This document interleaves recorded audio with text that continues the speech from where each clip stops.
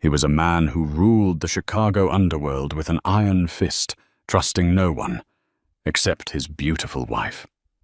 She was his sanctuary, until one rainy Tuesday, when his 6-year-old son grabbed his collar, trembling, and whispered a secret about the midnight shadows that would shatter their empire forever. Vincent Moretti lived a life divided by a razor-thin line. On one side of the line was the brutal, unforgiving reality of the Chicago syndicate. As the undisputed head of the Moretti crime family, Vincent dealt in extortion, waterfront racketeering, and silencing anyone foolish enough to challenge his territory south of the Loop.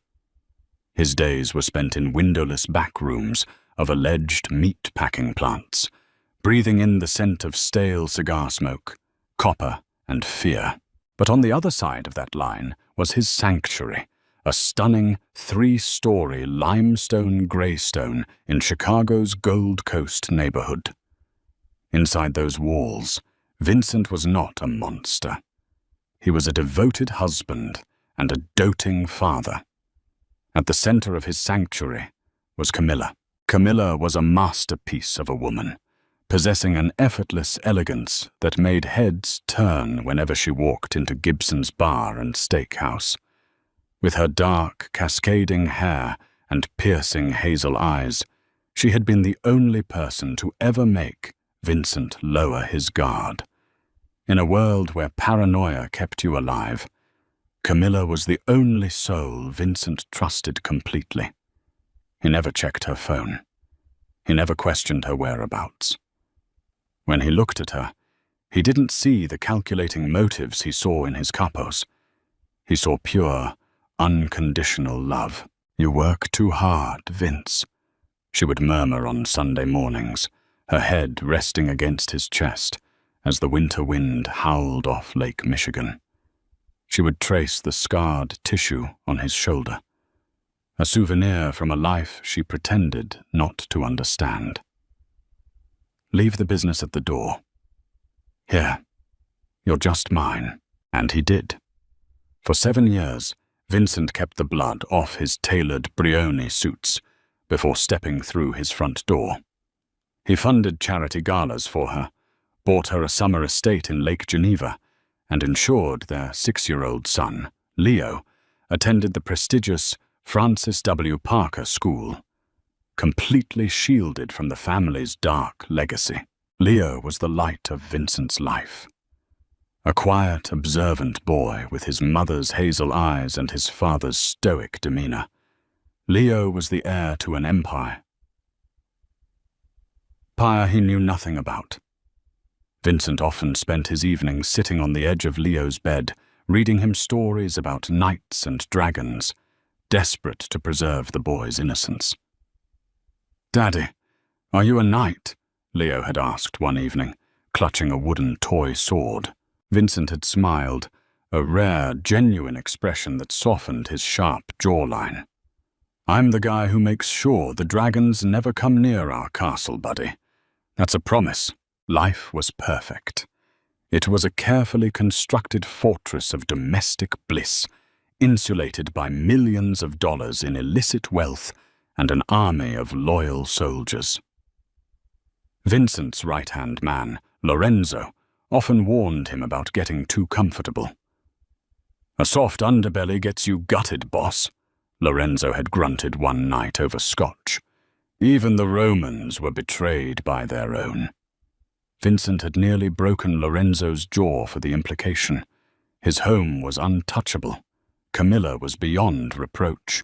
But perfection is a fragile illusion, often shattered not by a sledgehammer, but by a microscopic fracture.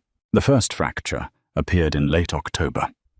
Vincent had begun noticing small, almost imperceptible inconsistencies. Camilla, who usually slept through the night like a stone, was suddenly restless. Vincent would wake up at 3 a.m. to find her side of the bed cold, only to discover her in the sunroom, staring out at the rain, a half-empty glass of Pinot Noir in her hand. She claimed it was anxiety over the upcoming hospital charity auction. Vincent, blinded by devotion, kissed her forehead and believed her. Then there was the security system. Vincent had installed a state-of-the-art Crestron smart home matrix, complete with motion-activated cameras in the hallways and perimeter.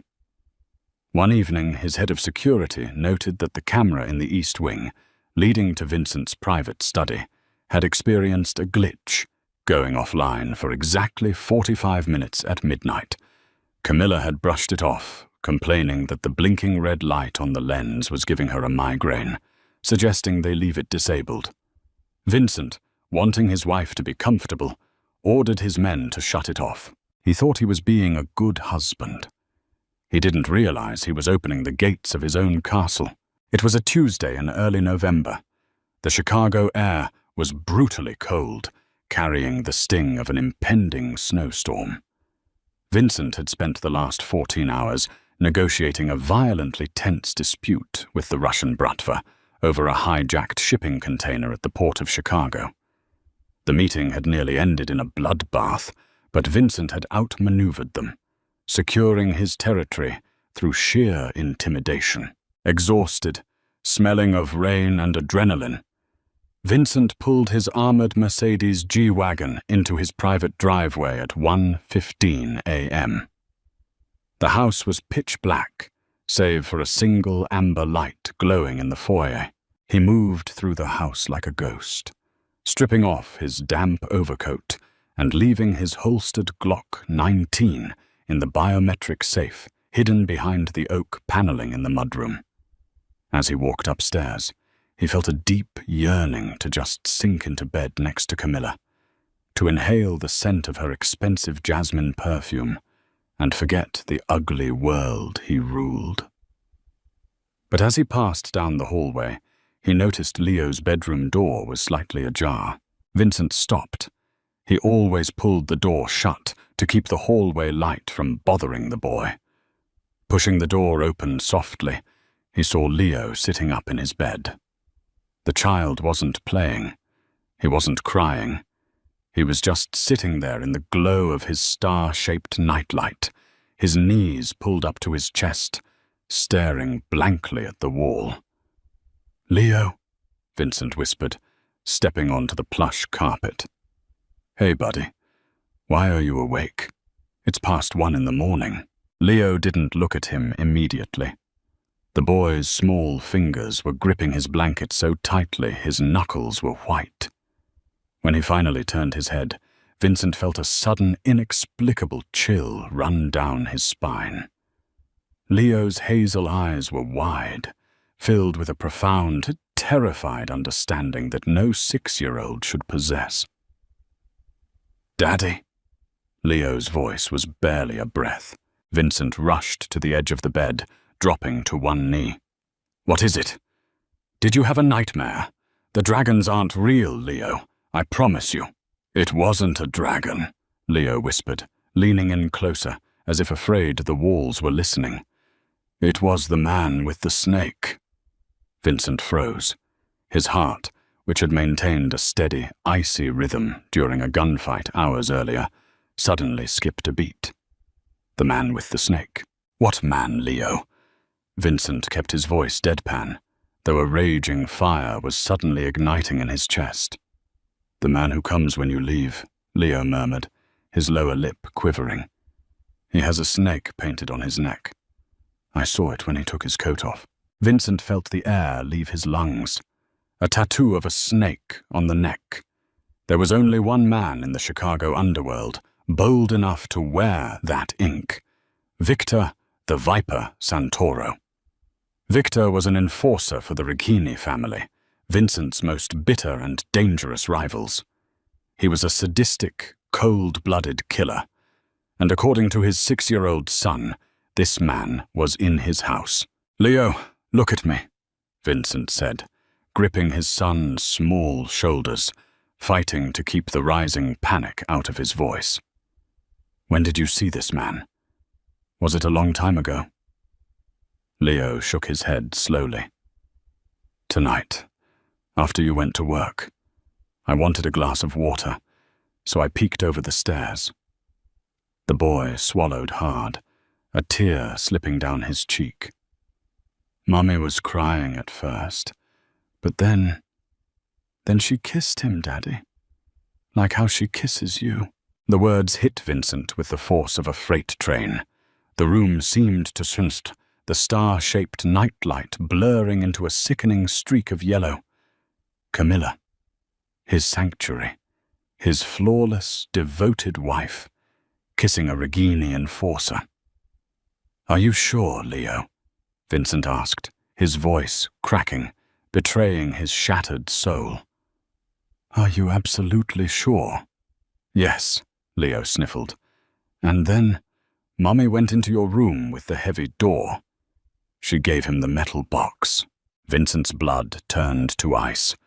The metal box. Leo was talking about the decoy safe in the master study. But it wasn't just a decoy. Hidden behind a false bottom in that safe was a ledger, a physical handwritten ledger that Vincent kept offline. It detailed every offshore account, every bribed judge, every compromised alderman in Illinois, and the exact patrol schedules of Vincent's waterfront shipments. If the Regini family had that ledger, they didn't just have blackmail. They had the blueprint to dismantle the Moretti Empire in 24 hours. "What else did they say, Leo?" Vincent asked, his voice now devoid of any warmth. The loving father was receding, replaced entirely by the ruthless mob boss. "The snake man told Mummy not to be sad," Leo whispered, wiping his nose. "He said, after tomorrow night at the harbor, you won't ever have to pretend anymore. Vincent will be gone, and we can take the boy and disappear." Mummy said okay. She told him where you sleep. Vincent stood up slowly. The silence in the room suddenly felt like a physical weight pressing against his throat. He looked down at his son, this innocent boy who had just handed him a death warrant signed by the woman he loved most in the world. "You did good, Leo," Vincent said softly, though his eyes were completely hollow. "You're a brave knight. Now go to sleep. Daddy is going to take care of the monsters." He closed Leo's door and stood in the dark hallway. The illusion of his perfect life lay in ruins at his feet. Camilla wasn't just having an affair. She had sold him to his enemies. The late-night phone calls, the glitching security cameras, the sudden interest in his work schedule, it all clicked together with horrifying clarity. She had been feeding Victor information for months, waiting for the perfect strike, and the strike was tomorrow night. The harbor shipment. Vincent was scheduled to personally oversee a massive arrival of untraceable weapons at Pier 17. It was an ambush. Vincent walked quietly down the hall and pushed open the doors to the master suite. The room was bathed in the soft, silvery light of the moon. Camilla was asleep in their king-sized bed, the silk sheets tangled around her legs, her chest rising and falling in a peaceful rhythm. She looked like an angel. He walked into his adjoining private study and went straight to the wall safe. He inputted the code. The heavy steel door clicked open. Vincent reached his hand in and felt the false bottom. He pressed the latch. It was empty. The ledger was gone. Vincent closed his eyes, a solitary tear escaping his tight guard, tracing a hot path down his cheek before he wiped it away angrily. When he opened his eyes again, the grief was gone. In its place was a violent, suffocating rage. She had betrayed his heart, compromised his empire, and plotted his murder in the very house he built for her. He walked back into the bedroom, staring down at his sleeping wife. He didn't wake her. He didn't scream. A true boss never reveals his hand until the trap is sprung. Pulling his phone from his pocket, Vincent typed a secure, encrypted message to Lorenzo. "Change of plans for tomorrow. Do not go to the harbor. Bring the heavy crew to the Lake Geneva estate. The rat is inside the house. Prepare to burn it all down. He hit send, the screen's harsh light casting a demonic glow across his face. Camilla shifted in her sleep, murmuring his name. Vincent just smiled in the dark, a cold, terrifying smile. She wanted to play a deadly game in the shadows, but she had forgotten one crucial detail. Vincent Moretti owned the dark. The morning sun crept over the horizon, painting the Chicago skyline in hues of bruised purple and cold gold. Inside the Gold Coast Greystone, the scent of freshly brewed espresso and toasted brioche wafted through the kitchen, masking the scent of impending death. Vincent sat at the sprawling marble island, casually reading the Chicago Tribune. His heart was a tomb, but his face was an impenetrable mask of domestic tranquility. Camilla glided into the kitchen, wearing a silk robe that hugged her flawless figure. She poured herself a cup of coffee, her hazel eyes scanning Vincent with a practiced, loving warmth. To anyone else, she was the picture of a devoted wife. To Vincent, she was a viper hiding in the pristine grass of his life. "Morning, my love," she purred, leaning down to press a soft kiss against his cheek. Vincent didn't flinch. He absorbed the kiss, forcing his muscles to remain relaxed. "Morning, Camilla. Did you sleep well?" "Like a baby," she lied smoothly, taking a sip of her coffee. "Are you still heading down to Pier 17 tonight? You seemed so stressed about the shipment yesterday." Vincent folded the newspaper, setting it down with deliberate slowness. Here it was. The bait. "Actually, no," Vincent said, keeping his voice light, almost conversational. "I received some troubling intelligence early this morning. The harbor isn't secure.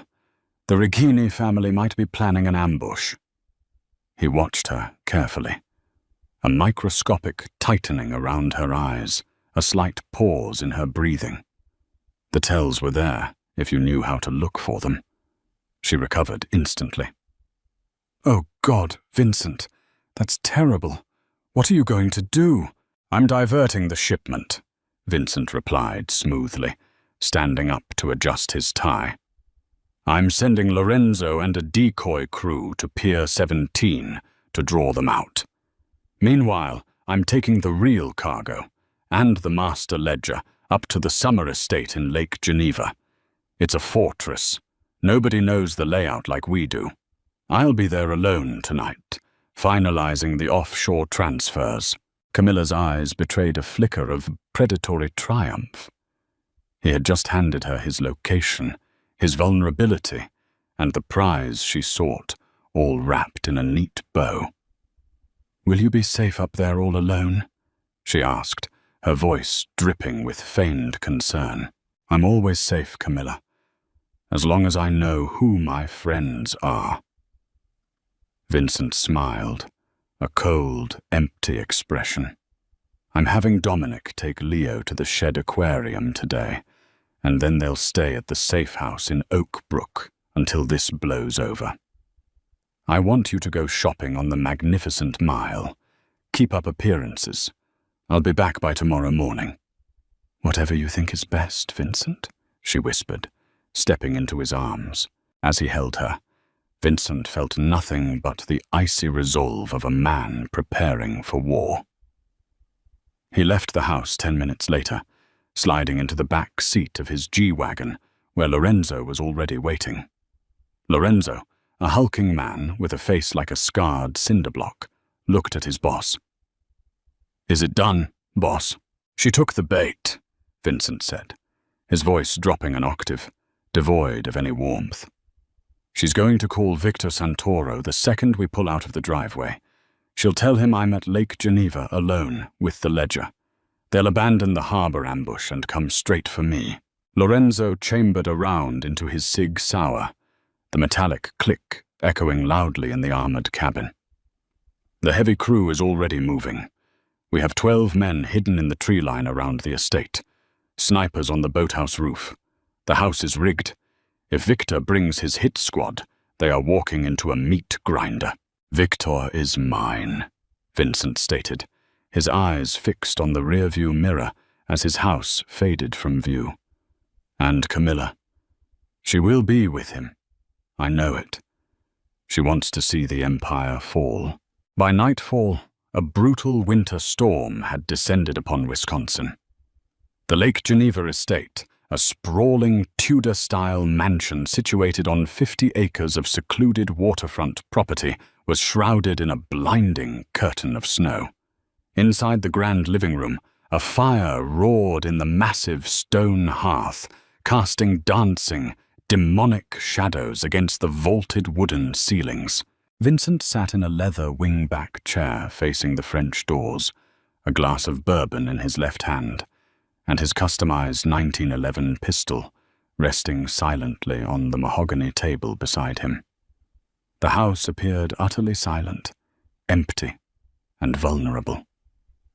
But Vincent knew that in the freezing darkness outside, Lorenzo and 12 of his most lethal enforcers were waiting, invisible beneath the snow. At exactly 11:45 p.m., the perimeter alarms pinged silently on Vincent's encrypted phone. They were here. Vincent took a slow sip of his bourbon. Through the howling wind, he heard the faint crunch of tactical boots on the snow-covered gravel. They were bypassing the main gate, moving up through the private docks. Victor Santoro was arrogant, but he wasn't stupid. He brought an elite squad. Unfortunately for Victor, arrogance breeds blindness. The heavy oak doors of the grand foyer suddenly splintered as a breaching charge blew the locks to dust. The doors kicked open, and the freezing Wisconsin wind howled into the mansion, bringing with it 6 heavily armed men, dressed in winter tactical gear. At the center of the squad stood Victor the Viper Santoro. He was a tall, sinewy man, with dead black eyes and the infamous serpent tattoo coiled around his throat. But what made Vincent's blood freeze was the person standing right behind Victor, shielded from the elements. It was Camilla. She was dressed in a dark cashmere coat, her face flushed from the cold, looking completely out of place among the heavily armed killers, yet radiating a terrifying, confident authority. "Well, well, well," Victor sneered, stepping into the living room, his assault rifle leveled directly at Vincent's chest. The great Vincent Moretti, sitting all alone in the dark. I almost feel disappointed. I expected more of a fight from the King of Chicago. Vincent remained seated, swirling the amber liquid in his glass. He didn't look at Victor. His eyes were locked entirely on Camilla. "You brought her to a hit, Victor?" Vincent asked, his voice echoing calmly over the crackling fire. "That's unprofessional, even for a Regini lapdog." Camilla stepped out from behind Victor, a cruel, mocking smile playing on her lips. The loving wife was dead. The monster beneath was finally bare. "He didn't bring me, Vincent. I led him here." The betrayal hung in the air, heavier than the smoke from the fireplace. Vincent stared at the woman he had worshipped, the woman he had shielded from the darkness, only to realize she was the architect of it. "Why, Camilla?"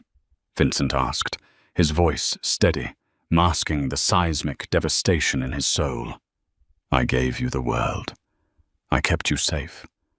I built a fortress for you and Leo." Camilla laughed, a sharp, bitter sound that cut through the tension.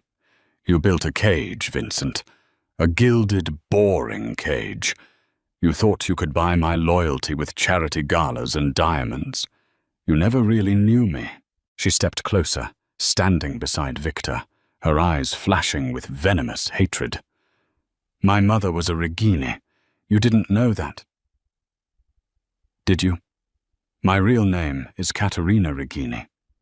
When your father wiped out half my family 20 years ago, I was sent away, given a new name, a clean background.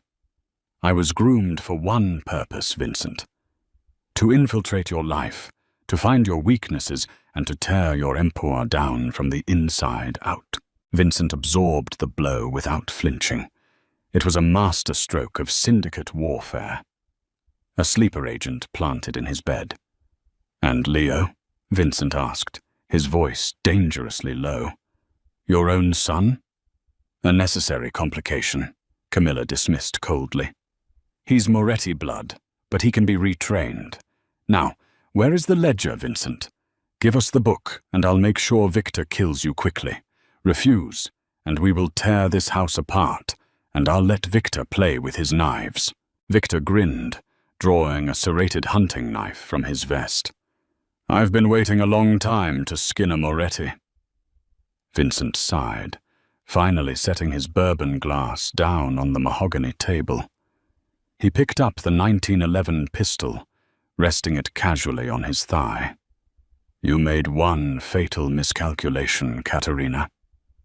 Camilla frowned. "And what is that?" "You underestimated my son," Vincent said, a dark, terrifying smirk spreading across his face. "Leo saw Victor last night. He told me everything. You thought you were walking into my blind spot. Instead, you walked directly into my slaughterhouse." Before Victor could register the meaning of the words, Vincent pressed a button on the underside of the mahogany table. Instantly, the massive bay windows of the living room shattered inward as high-caliber sniper fire tore through the glass. Two of Victor's men dropped instantly, their heads exploding in a mist of crimson that stained the expensive Persian rugs. "Ambush!" Victor screamed, diving behind a heavy leather sofa as chaos erupted. The front doors of the estate burst open, and Lorenzo stormed in with his heavy crew, unleashing a deafening barrage of automatic gunfire. The living room turned into a war zone of flying wood splinters, shattering drywall and muzzle flashes. Victor's men were elite, but they were vastly outnumbered and entirely outmaneuvered. Within 45 seconds, the remaining 4 Reginian forces were riddled with bullets, collapsing lifelessly to the floor. Victor, desperate and bleeding from a graze wound to his shoulder, lunged over the sofa, aiming his rifle wildly at Vincent. Vincent didn't even blink. He raised his 1911 and fired twice. The massive .45 caliber rounds struck Victor dead center in the chest, punching through his tactical vest and dropping him onto his back. The Viper gasped, choking on his own blood, his eyes rolling back as the life left him. Silence violently reclaimed the room, save for the howling wind and the crackling of the fire. The smoke cleared. Lorenzo and his men stood with weapons raised, scanning the room for threats. But the only one left standing was Camilla. She was pressed against the stone wall of the fireplace, trembling violently, her cashmere coat covered in the dust and debris of the shootout. The arrogant mastermind was gone, replaced by a terrified woman, realizing she had lost her deadly game. Vincent stood up slowly, the gun hanging loosely at his side. His shoes crunched over the broken glass as he walked toward her. "Vincent, please," Camilla sobbed, her hands raised in defense. "Please, it was the family. They made me do it. I love you, Vincent. I love Leo. Don't do this." Vincent stopped 2 feet away from her. He looked into her hazel eyes, the eyes he had kissed, the eyes he had trusted completely. He saw nothing but lies. "You brought a monster into the house where my son sleeps," Vincent said, his voice a dead, emotionless void. "You gave the enemy the key to my life. But worst of all, you broke the heart of a 6-year-old boy who thought his mother hung the moon."